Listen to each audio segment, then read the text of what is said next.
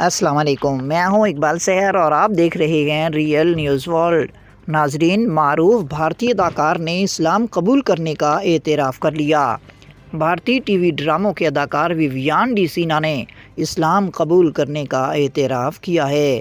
بھارتی media reports کے مطابق اداکار ویویان ڈی سینا نے اپنی دوسری شادی پر خاموشی توڑتے ہوئے انکشاف کیا کہ انہوں نے مصر کی ایک سابق صحافی نوران علی سے تقریباً 1 سال پہلے مصر میں شادی کی تھی اور ان کی 1 ماہ کی بیٹی بھی ہے۔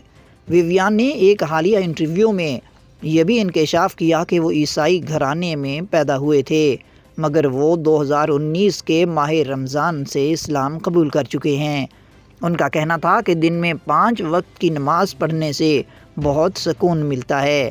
خیال رہے کہ اس سے پہلے ویویان ساتھی اداکارہ وہبیز دوراوجی سے 2013 میں رشتہ ازدواج میں منسلک ہوئے تھے، لیکن اس مشہور جوڑی نے 2016 میں طلاق کے لیے درخواست دائر کر دی تھی، جس کے بعد 2021 میں ان کی طلاق ہو گئی تھی۔